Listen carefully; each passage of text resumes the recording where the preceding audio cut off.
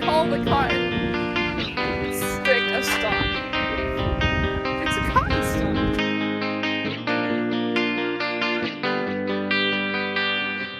Hey guys, welcome back to Ag with Emma. If you're new here, my name is Emma. I do farm tours all over the place, work when I can, and try to share agriculture all over the internet with whoever wants to learn. So today I am in Texarkana, Arkansas, and it is January 12th, and we are in a cotton stripper. It looks like a combine because it kind of resembles a combine cab because it is a combine cab. That's great takeaway. Not even applicable. I'm here with Landon Orman. I met him off TikTok. He's West Texas Harvester on TikTok and other social media platforms. Yeah, TikTok, Instagram, all that stuff, YouTube. YouTube, not that no, I don't do too much on YouTube, but yeah. But been custom harvesting for coming up on 9 years now, and learning a couple of these round balers and days, and harvesting cotton all over Texas, Oklahoma, Kansas, and now we're in Arkansas and New Mexico. Awesome. So today we're going to show you the differences between a cotton stripper and a cotton picker. We're also going to go over the differences between a baler and a basket picker and stripper. And then we're going to show you what conditions are like down in Texarkana because it's been raining for about 3 months. It's been a lot of rain. And then just show you the gist of quiet as it is because I'm not familiar with this. I have never really been around a lot of cotton, and this is my first time in an actual cotton field.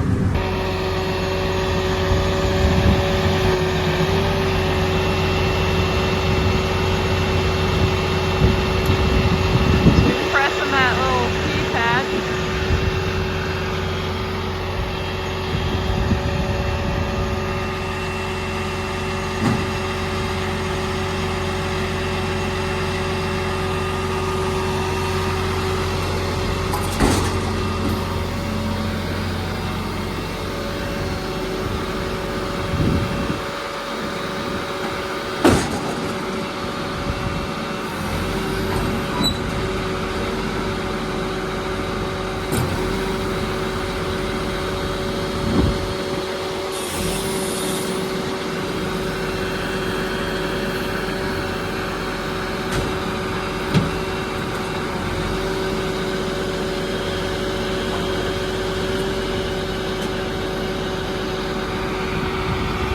So now that it's in harvest mode instead of transport mode, you can turn the header on. So while this is running, I'm going to show you guys why the stripper does what it does and strips the cotton. These rollers basically just strip the entire stalk of everything. It is not selective of just picking off the cotton bolls. It strips the whole plant and puts it into the stripper. So standing right there in front of the header probably was not the smartest idea for me to do because cotton heads will throw it back up at you and then these guards catch it and then throw it back down into the augers and then that goes back into that auger and then into the throat. They kind of explain how the stripper takes all the cotton off the stalk on your row units. It all goes in a cross auger sideways and then comes up underneath the cab through here, comes back down and hits these saws right here. So every one of these little saws is going to grab the lint and the burr is going to come hit these rolling bars. It's going to fall down and then that goes at the bottom of the burr extractor. Okay, And so then, that drops on the ground. Yeah. It's like blowing out the back for a combine. Yeah, pretty much. And then your cotton will come around. The lint will be coming around the bottom here and it hits these doffers and this is spinning the opposite direction. So it pulls the cotton off and there's fans down here that blow it up. Oh, so it goes up there. And then it comes in the top up here. Okay. Yeah, so. And then it's all in here. Yep, and then it comes here. There's little rollers down here that kind of feed the baler. Those are called meter rollers, and they kind of just meter how much cotton you're going through here. Gotcha. And then these rollers feed it, and there's up to that big belt right there. It's like 5-6 feet wide. Yeah. It rolls it towards a baler. Okay. And then it gets baled up. And then those are explosive balls for fire retardant. Okay. So when you do catch on fire in here and you can't get it put out, those will explode and blow they fire just retardant everywhere. Do it by themselves. Yeah. Okay. So from the outside, that's everything that Landon just explained with the cutters and the rollers and the doffers is all in there. And then this is kind of like the basket before it goes into the baler. Well, that belt is moving it, and then this is where it's getting baled up. Yeah, this is just basically a gigantic hay baler. Yep. A little bit different, but basically the same thing. Same concept for those of you that are new to learning about cotton today with me. And then the back here, that is your wrap roll. And when they change that, this drops down. Actually, I think there's not many on that. We should have time to show you exactly how that works. This is kind of, doesn't happen all the time, but usually you're choking up 2 or 3 times a week, and when you choke this thing up, it takes about 30 minutes. So you can see all the corn stalks.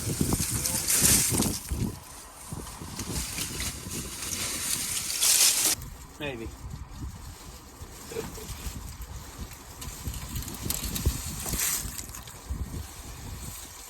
Alright, and if you know anything about cotton and sunflowers, they're the 2 most flammable crops to deal with as a harvester if you're harvesting them. This is how fast it happens. Right like that. And that's even damp. So then that'll smolder for about 2 or 3 hours, just that little piece right there. Yeah. If you get trash in it, you see how it just spreads there. It's already over there. Yeah, it already spreads super quick. Then you give it a ton of air. Yeah. And it's like a blowtorch. Because of the ability of cotton to catch on fire and spread so fast, especially with a lot of airflow going through these machines, there's a lot of fire suppression on this equipment. So I can't speak for all of it because I haven't seen a lot more of it, but there's 2 100-gallon tanks. There's one right here, and there's another one over there. And those are full of dish soap and fire foam. And then there is a fire hose right there, fire extinguisher right there, and then a water line that runs into the accumulator and also into the baler. And then in the engine bay as well. You can even get gates on the cotton stripper. Look.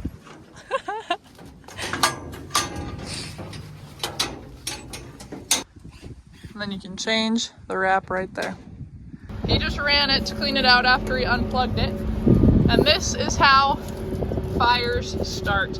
So pieces of wood or corn stalks and trash get wedged up in these rollers and in between the metal. And then these rollers start rubbing up on them and they get hot when those are all spinning around. So when they start getting hot, it catches on all the cotton. You guys just saw how cotton catches on fire super easy.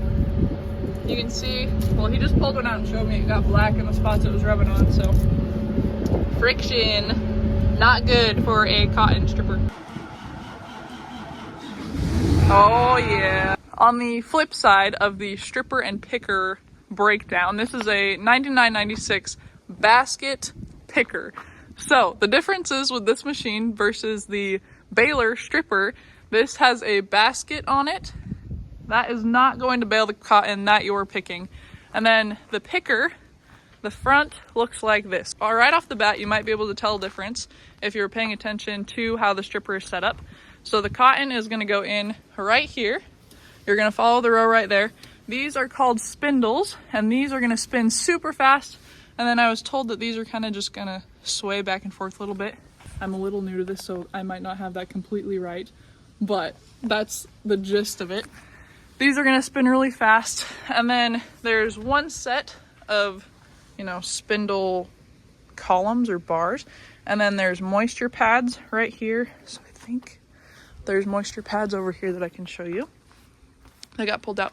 These are the moisture pads, and these are going to put a kind of solution on the cotton that moistens it up so that the doffers back there are able to take the cotton off of that cotton stock. You've got a brand new spindle right there. That's why they have the tether, so they can turn on.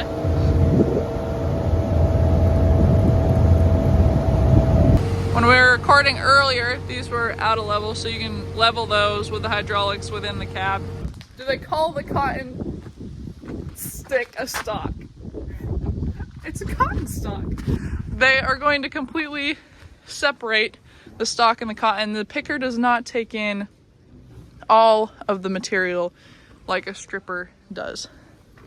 After it goes through this first set of spindles and doffers, there is a second set. See, that's the back of the doffer. There is a second set of spindles and doffers, and then it's going to go up these ducts. It's air that's pushing it up there and into the basket. After it goes in the basket, you can dump it into a bowl buggy or a module builder, and that is a lot of work compared to balers. So from the side, here's the other side of the basket picker. We're gonna go up these stairs really quick. So behind the top of the cab is the basket, and this is where all of your cotton comes in through your ducts.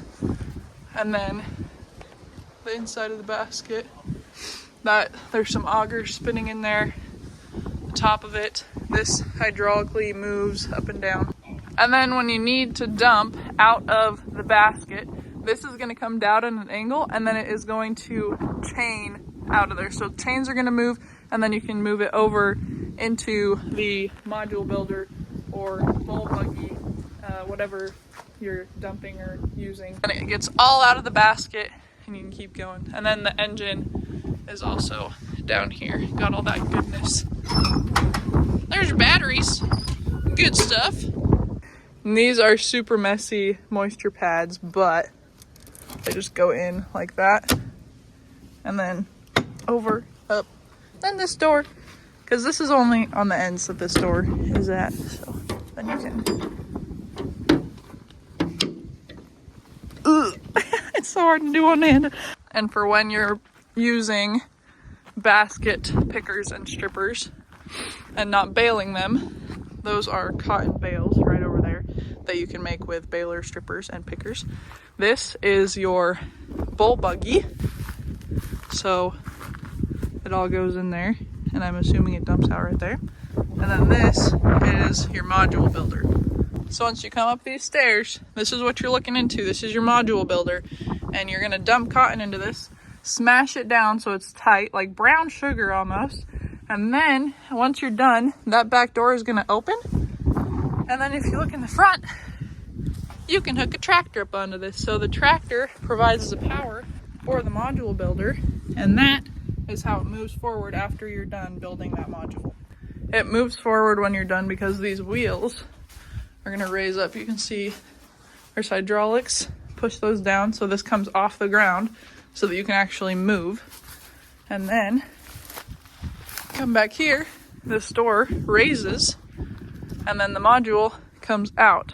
And then this bowl buggy is like the grain cart for cotton. When they dump into it, they're gonna dump into it on this side and dump out of it on this side. So that's what dumps into the module builder. And I'll come back for in-season videos of all this happening because it's kind of hard to think about when you're not seeing it in action. When we're thinking about cotton, the CS770 over there, that's like the X9 of cotton, right? So if you're more of a grain farmer, the CS770 is basically like the X9. Costs just as much too.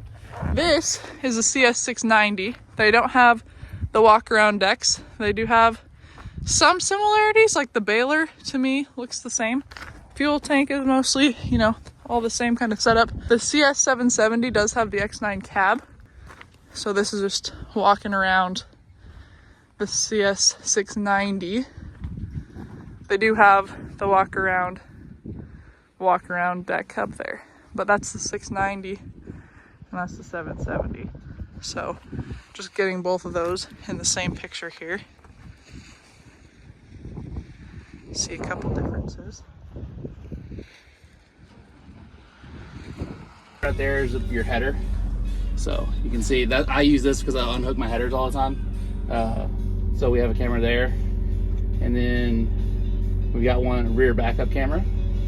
Bottom of your baler, your wrap, when we start wrapping one, you'll see it come around right here, and then you can see if the bel's actually wrapped. You don't have a miswrap, and then you have an explosion, and that's not good. I can show you what one of those looks like in a second. And there's the accumulator where we were just at.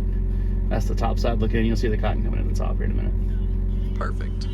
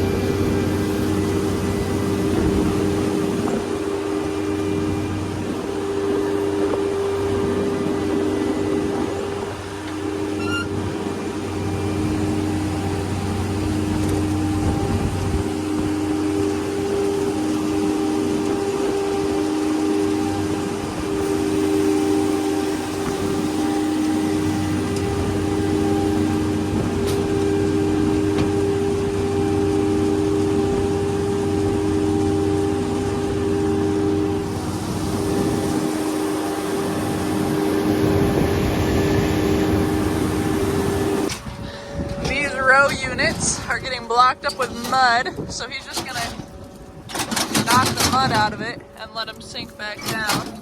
So back in the day, a hand picking crew would come through here and pull that out. That's kind of what a picker does and leaves this on the stock. This is the burr, but this stripper takes all this off. Okay. Now you can hand gin it, and right here is a seed. And what does the seed do? Like, what do they use the seed for? Cooking oil, stuff like that. And then the way we tell if cotton's ready to go or not, like, you can try and tell if the lint's dry, but we also bite it. So, like, if it's cracking, it means it's good to go. But you can see right there, they call these fuzzies. So what they'll do is they'll put this in acid and eat this fuzzies off of it. Yeah. And then that'll go in a planter for next year, or it'll be used for cattle feed, or after it's crushed, they'll use the oil for cooking, and then the rest will go for like cattle feed and stuff like that at dairies. But yeah, this is what a picker pulls off, puts in the basket. Perfect. So versus the stripper, this is the stock after the stripper, but a picker would just take. It'll look like this right here. So it'll look. So just grab all this off this cotton. A stripper is gonna, a picker is gonna leave it like that instead of bare bones like that. So just for context, we're gonna show you just how wet it is down in Texarkana, Arkansas, because it's been raining for the last 3 months. A dead crawfish. There is a crawfish in the field. Delicious. Aren't we down in the south? They boil that up and eat that for dinner. Like that one's been there for dead for a while. It's just a little muddy. Kick the hay dudes into 4-wheel drive. I'll probably have to send these through the washer. So usually this is gonna be nice and fluffy, but it is stuck inside here. See how you can barely pull that out by hand? So a cotton picker is not gonna see. I'm trying to pull it by hand to see how it won't come. Because relatively, a cotton picker is gonna use the same kind of forces by hand, but pretty much a little like bit more. So a stripper, when it pulls this off, it's gonna break that. And then this is gonna run through the cleaner and take all this cotton with it. So, and then that just does a way better job, gets all your pounds. With a picker and this hard lock stuff that's been rained on, you're gonna lose probably 20–30%. Which is a lot of money. Yeah, when you're talking dollars per pound. Yeah. So. This is the kind of field conditions you wish you wore your boots for, old son. To give some context on how big these modules or bales really are, I am about 6 feet, I'm like 5'10", I'm standing in about 6 inches of ruts. And that is how big they are. So, they're very big. Like, I don't know how else to give you guys context, but I'm just a little human being, and this is a big bale of cotton. Some trash in here, but when they send that to the gin does a really good job of sorting everything out, kind of picking out what they need. They separate the seed and the lint at the gin, correct? Yes. And then the seed will go to a mill, press, turn into oil, and then that'll go to the rest of it will go to like a feedlot or something for food. The fiber will end up probably in China, most likely. China? Yeah. And then Landon also just told me that only about 30 to 35% of this whole big old module, they're around 5,000 pounds for the modules that come out of the CS 770, is lint. At the machine. It's just like a combine. Pretty much. Except for after this point, it's no longer combine.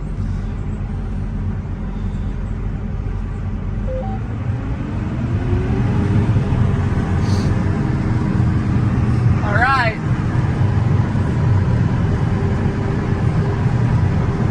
Emma's a stripper now.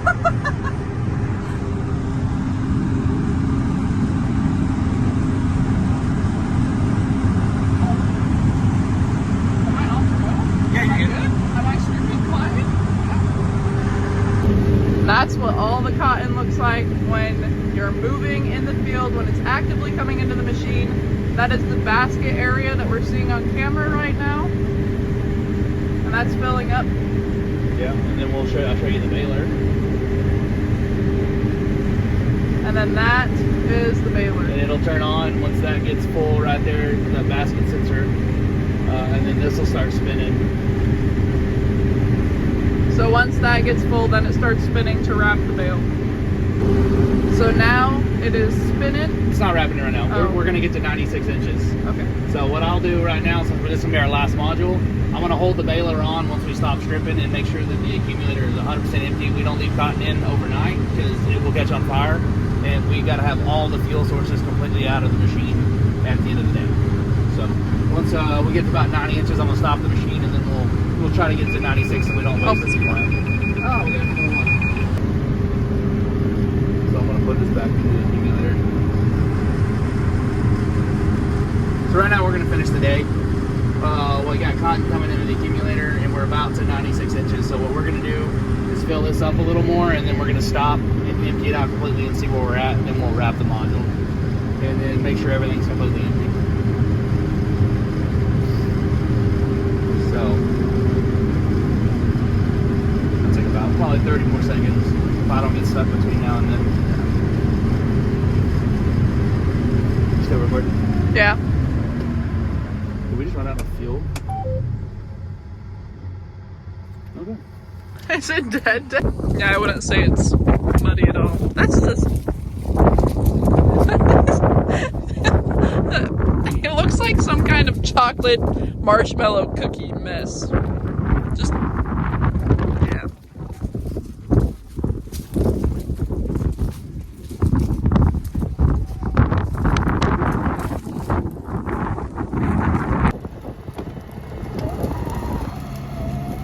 Oh my gosh.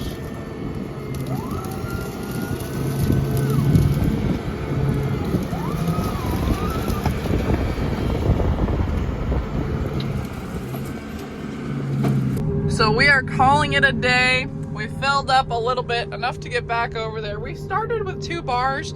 Landon said it would be enough, and then we were using a lot of extra horsepower because it's so muddy out here, which you guys have seen. All of the horsepower. All of the horsepowers were used. So that is a wrap on a day of cotton stripping and determining the differences between cotton strippers and cotton pickers.